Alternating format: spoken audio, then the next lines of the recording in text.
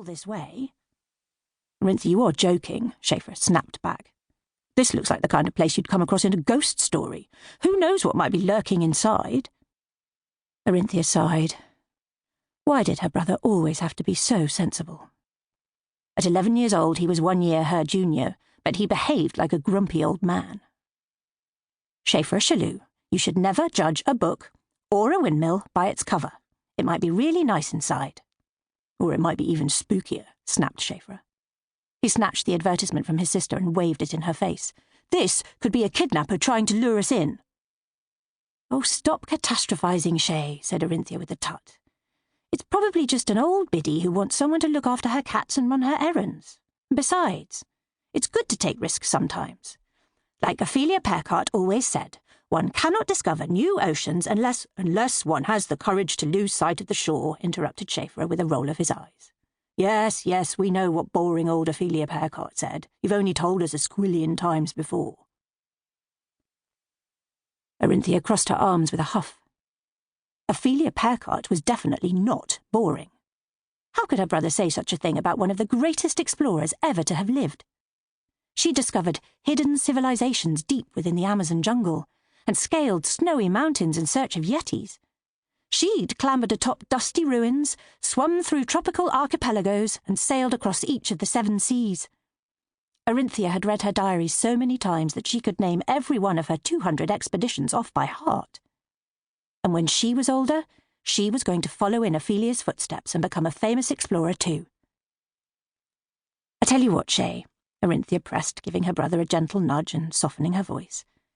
"We'll just take a quick peek inside. We might be pleasantly surprised. And by the end of the day, we could have summer jobs." "We could be dead, more like," Seafra muttered under his breath. "Orinthia, I'm not going in there, and that's the end of it." "Fine," said Orinthia, "but I am." She crouched down beside her youngest brother and smiled.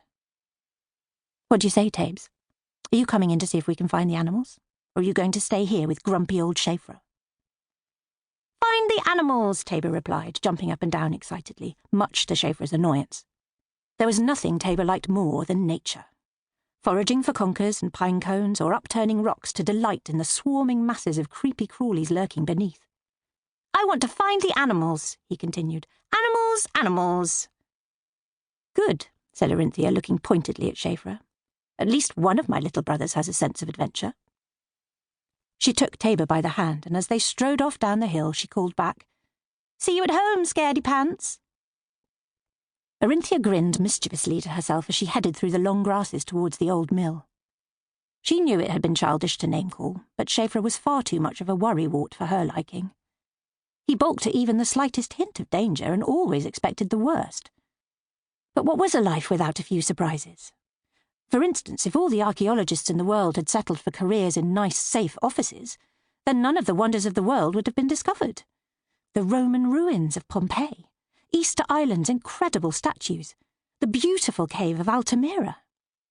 Dr. Doward Charter would never have unearthed those incredible tombs in the Valley of the Kings if he'd thought it wiser just to stay at home with a pot of Darjeeling.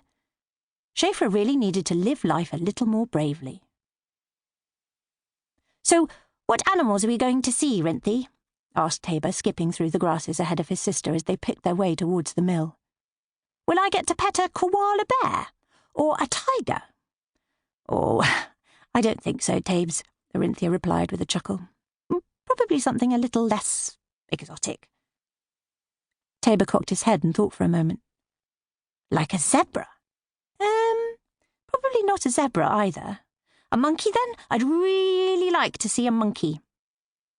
Not wanting to completely shatter her little brother's hopes, Orinthia smiled before saying, "Maybe, Tabes, let's just wait and see, Tabor nodded, and with the sun warm on their backs, the pair continued down the hill and through the field. Soon enough, they were standing at the foot of the rickety wooden steps which led up to the windmill's front porch. Orinthia craned her neck. The building had looked shabby from afar, but up close it was positively dilapidated.